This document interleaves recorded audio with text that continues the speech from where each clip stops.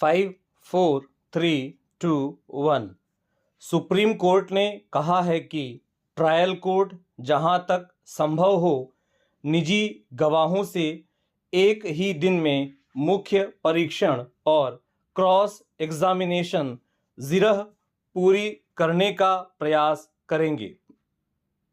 Justice Sanjay Kishan Kaul और justice M Sundaresh की bench ने एक आपराधिक अपील का निपटारा करते हुए कहा, हम उम्मीद करेंगे कि ट्रायल कोर्ट सरकारी गवाहों की गवाही से पहले निजी गवाहों की गवाही लेगी। कोर्ट ने कहा कि मुख्य गवाही के पूरा होने के बाद दिए गए लंबे स्थगन बचाव पक्ष को बीतते समय के साथ कई बार उन गवाहों पर प्रभावी होने में मदद करते हैं।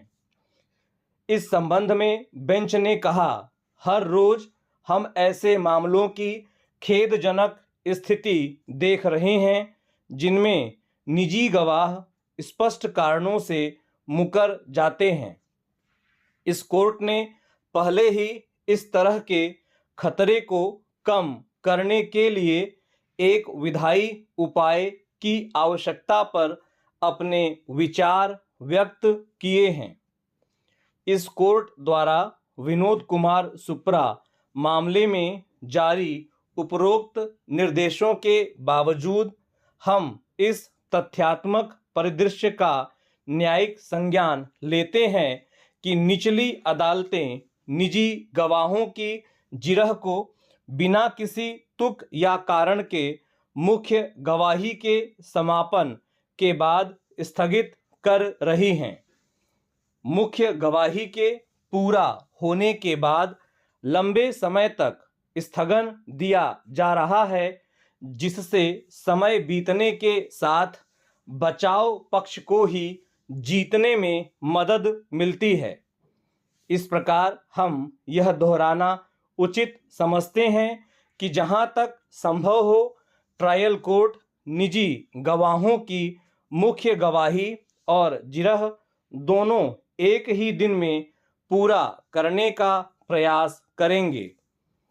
इस प्रकार की समस्या से आगे भी निपटने के लिए निचली कोर्ट से उम्मीद की जाएगी कि वे सरकारी गवाहों की गवाही से पहले निजी गवाहों की गवाही की प्रक्रिया पूरी करेंगी। इस निर्णय की एक प्रति संबंधित उच्च न्यायालयों के माध्यम से सभी निचली अदालतों को भेजी जाएगी।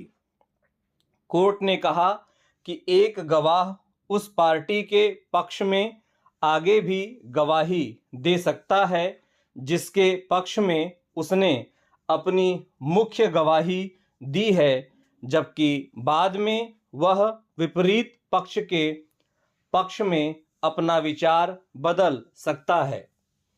इसी तरह ऐसे मामले भी होंगे जहां एक गवाह मुख्य गवाही से ही पार्टी के मामले का समर्थन नहीं करता है। इस वर्गीकरण को न्यायालय द्वारा ध्यान में रखा जाना है। पहली श्रेणी के संबंध में कोर्ट को ऐसे गवाह द्वारा दिए गए साक्ष्य का उचित मूल्यांकन करने की अपनी शक्ति से वंचित नहीं किया गया है। यहाँ तक कि एक मुख्य परीक्षण को भी सबूत कहा जा सकता है। ऐसे सबूत जिरह के बाद पूरे हो जाएंगे। एक बार गवाही प्रक्रिया समाप्त हो जाने के बाद उक्त गवाही पूरी तरह से कोर्ट के लिए तथ्यों के आधार पर आकलन और समीक्षा करने के लिए होती है।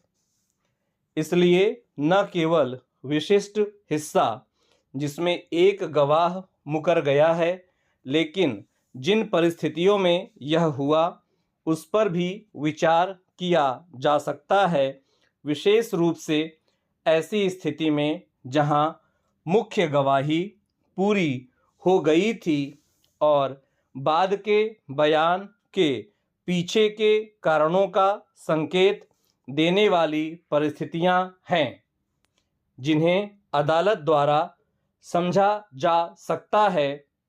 यह पूरी तरह से कोर्ट की शक्तियों के अधीन है कि जो मामला उसके सामने आया है उसका सही आकलन हो और सही निष्कर्ष दिया जाए।